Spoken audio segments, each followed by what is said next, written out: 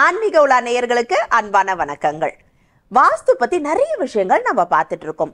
இப்போ இதை பார்த்துட்டு இருக்கிறவங்க நிறைய பேர் சொல்லுவாங்க, என்னம்மா நீனு, எங்க வீடு நீ சொல்ற மாதிரி கரெக்டா வடகிழக்குல இதுதான் இருக்கு, தென்மேற்குல கரெக்டா தான் வச்சிருக்கோம், வாஸ்து படி தான் வீட்டை அமைச்சிருக்கோம், போதாத்துக்கு வாஸ்து நிபுணரையும் கூப்பிட்டு காமிச்சிட்டோம், வாஸ்துப்படி எல்லாமே சரியா இருக்குன்னு சொல்லிட்டாங்க.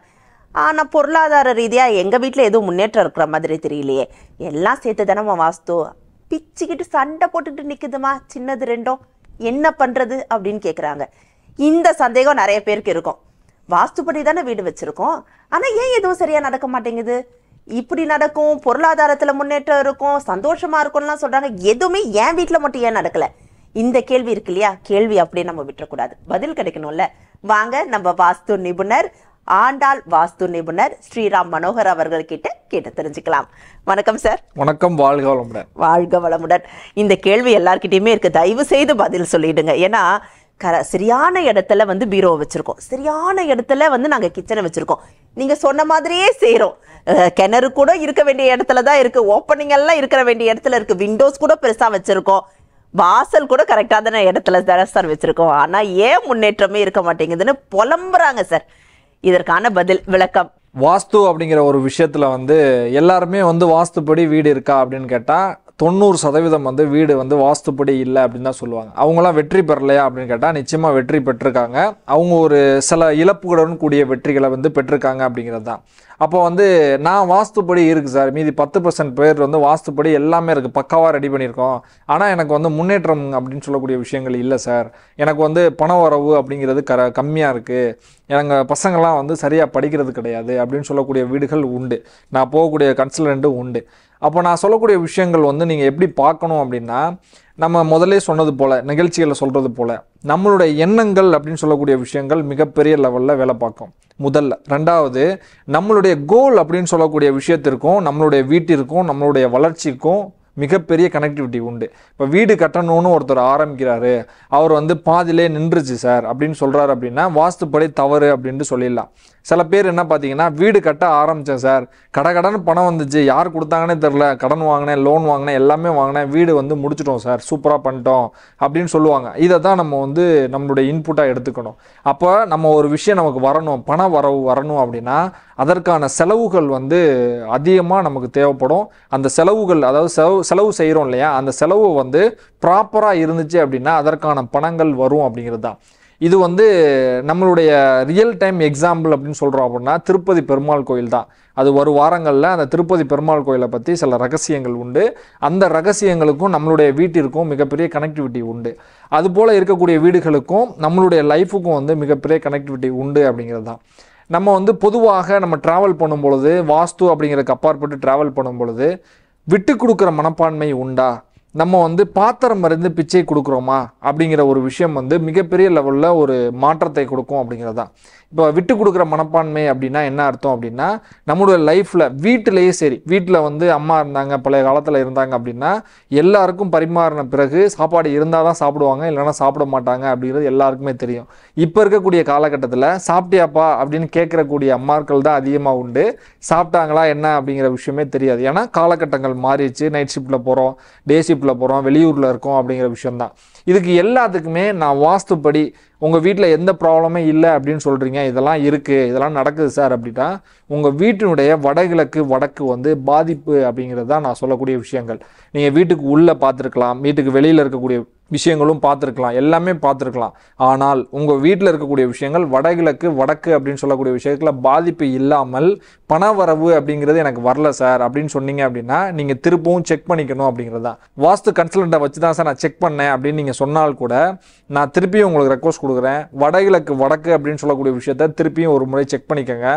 ஜஸ்ட் செக் பண்ணிக்கோங்க அப்படின்னா இப்போ நீங்கள் என்னை கூப்பிடணும் அப்படிங்கிறது அர்த்தம் கிடையாது. வடகிழக்கு வடக்கு அப்படிங்கிறது அதிக திறப்புகளுடன் இருக்கணும், விண்டோ அமைப்பு இருக்கணும், படிக்கட்டு இருக்கக்கூடாது, வெளியில் ஓப்பன் டு ஸ்கை. எப்படி நம்ம உங்களுடைய குபேர மூலையில் தென்மேற்கு ரூமில் இருக்கக்கூடிய பெட்ரூமில் நின்று அந்த வடகிழக்கு வடக்கை பார்த்தீங்க அப்படின்னா அந்த ஜன்னல் வழியாக வெளியே இருக்கக்கூடிய அந்த வானம் தெரியணும் அப்படிங்கிற கான்செப்ட் தான். வேறு எதுவுமே நீங்கள் வாஸ்து கன்சல்டண்ட்டே கூப்பிட வேணாம். இந்த விஷயம் உங்களுக்கு கரெக்டாக இருக்கா அப்படிங்கிறத செக் பண்ணிக்கோங்க. இது இருக்குது அப்படின்னா பணவரவு அப்படிங்கிற சொல்லக்கூடிய விஷயங்கள் அது வாட்டுக்கு ஃப்ளூயண்ட்டாக இருக்கும். எப்போ அப்படின்னு பார்த்தீங்கன்னா உங்களுடைய இலக்கு நிர்ணயித்த பிறகு தான் அப்படிங்கிறத நான் சொல்கிறேன். இப்போ நான் வந்து கடை வச்சுருக்கேன் சார், நான் அடுத்த கடை வைக்கணும் அப்படின்னு நீங்கள் அடுத்த கடை எங்கே சார் ஓப்பன் பண்ண போகிறீங்கன்னு நீங்கள் கேட்டிங்க அப்படின்னா அவர் என்ன சொல்லுவார்னா, இந்த கடையே ஓட்ட முடியல சார், எப்படி சார் நீங்கள் அடுத்த கடையை பற்றி போயிட்டீங்க அப்படின்னா அவங்களுக்கெல்லாம் பணம் வரவுங்கிறது வருவதற்கான சாத்தியமே கிடையாது. எனக்கு வந்து பணம் வரணும் சார் அப்படின்னா அடுத்த பிரான்ச் நீங்கள் எங்கே ஓப்பன் பண்ண போகிறீங்கிற டிசைட் பண்ணணும். அடுத்தடுத்த பிஸ்னஸ் அடுத்தடுத்த தொழிலை நோக்கி பிரயாணப்படணும். அதற்கான விஷயங்கள் சூழ்நிலைகள் எல்லாமே ஒத்து வரும் அப்படிங்கிறது நான் உணர்ந்த விஷயம். எப்போ அப்படின்னு பார்த்தீங்கன்னா நம்மளுடைய விஷயங்கள் விட்டு கொடுக்கக்கூடிய மனப்பான்மை, நம்ம வந்து போகக்கூடிய விஷயங்களில் இப்போ அந்த பாத்திரம் மருந்து பிச்சை போடணும் அப்படின்னு ஒரு விஷயம் சொல்லியிருக்கேன். அதுக்கு ஒரு எக்ஸாம்பிள் நான் சொல்கிறேன். இப்படி இருக்கக்கூடிய மக்களுக்கு வந்து வாஸ்துப்படி வீடு இல்லை அப்படின்னாலும் இருக்குது அப்படின்னாலும் அவங்களுடைய வெற்றி வந்து தானாக அமையுது அப்படிங்கிறது நான் உணர்ந்த விஷயம். பாத்திரம் அடைந்து பிச்சை போட அதுக்கும் வாஸ்துக்கும் என்ன சார் சம்பந்தம் இருக்கு? ஏன்னா நம்ம யாருக்கு கொடுக்குறோமோ அவங்க எப்படிப்பட்டவங்கன்னு தெரிஞ்சு கொடுக்க போறது இல்லையே. ஓகே, இது வந்து மிகப்பெரிய ஒரு எனக்கு கிடைச்ச அனுபவம். இப்போ நான்லாம் வந்து ஒரு 10 பேருக்கு நீ வந்து சாப்பாடு கொடுத்துருப்பா அப்படின்னு எங்க குருநாதர் சொல்லும் பொழுது நான் என்ன பண்ணுவேன்னா டக்குன்னு சொல்லிட்டாங்க சார் சொல்லிட்டாங்கன்னு 10 பேருக்கு வாங்கி நான் கொடுக்க ஆரம்பிச்சிருவேன். யாருக்கு கொடுக்குறேங்கிறது எனக்கு தெரியாது. ஒரு காலகட்டத்துக்கு அப்புறம் திருச்செந்தூர்ல வந்து ஒரு பௌர்ணமியில் நடந்த ஒரு விஷயம்தான் வந்து என்னுடைய புரிதலே வந்து புரட்டி போடக்கூடிய விஷயம். என்ன அப்படின்னு பார்த்தீங்கன்னா ஒரு ஏழை பெண்மணி அவங்க வந்து ஏதோ கொடுக்கணும்னு நீங்கள் சொன்னீங்க சார், எங்கள் வீட்டில் நெசவு தான் செய்கிறோம், இது வந்து என்கிட்ட 10 புடவைகள் இருக்குது, அந்த 10 புடவைகள் வந்து நான் வந்து யாருக்காவது கொடுக்கணும் சார், நீங்கள் ஆளை செலக்ட் பண்ணி கொடுங்க அப்படின்னு ஒரு விஷயம் சொன்னாங்க.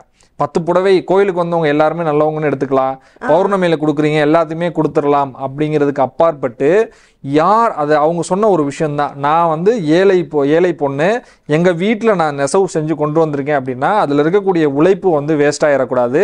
அந்த புடவை அப்படின்னு சொல்லக்கூடிய விஷயங்கள் யாருக்கு போகணும் அப்படிங்கிறத நம்ம முடிவு பண்ணக்கூடிய இடத்துல தான் இருக்கணும் அப்படிங்கிறது தான்.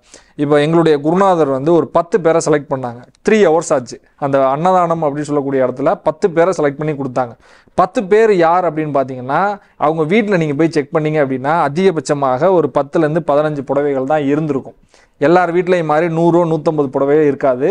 அவ்வளவு அந்த கோயிலுக்கு எப்படி புது புடவை தான் கட்டிட்டு வந்திருப்பாங்க. ஆனாலும் அவர்களுடைய குணாதிசயங்கள் அவர்கள் இருக்கக்கூடிய விஷயங்களை பார்த்து அப்படின்னா எப்படி சொல்கிறேன் அப்படின்னா சில பேர் கவரிங் நகை போட்டிருப்பாங்க. கவரிங் நகை போட்டிருக்காங்க அப்படின்னாவே வந்து அவங்க வந்து ஏழை அப்படிங்கிறது கிடையாது. அந்த கவரிங் நகை போட்டதுனால தான் அவங்க ஏழையாக மாறக்கூடிய தகுதிகள் அவங்க ஈர்த்துக்கிட்டாங்க அப்படிங்கிறது தான். எதை ஈர்க்க நினைக்கிறோமோ அதை தான் நம்ம ஈர்ப்போம். கவரிங்கை போடுறீங்க அப்படின்னா கவரிங் தான் அதிகமாக ஈர்க்க முடியும் அப்படிங்கிறது தான்.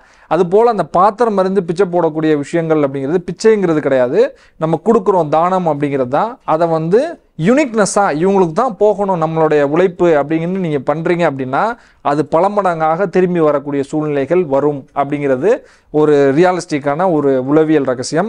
இது போல் இருக்கக்கூடிய மக்களுக்கு வந்து வாஸ்து அப்படிங்கிறதுக்கு அப்பாற்பட்டு பணம் வரவும் சரி, அவங்களுக்கு நடக்கக்கூடிய விஷயங்கள் எல்லாமே வந்து இந்த இயற்கை பிரபஞ்சம் மூலியமாக அடுத்தடுத்து அவங்களுக்கு கிடைச்சிக்கிட்டே இருக்குது. அதன் மூலமாக வாஸ்துப்படி வீடு இல்லை அப்படின்னாலும் சில தவறுதலுடன் இருக்காங்க அப்படின்னாலும் அதில் வெற்றி அடைகிறாங்க அப்படிங்கிறது நான் என்னுடைய டிராவலில் கிடைச்ச ஒரு ரகசியம். ஆன்மீக உலா சேனலை பாருங்க, மறக்காம லைக் பண்ணுங்க, ஷேர் பண்ணுங்க, சப்ஸ்கிரைப் பண்ணுங்க.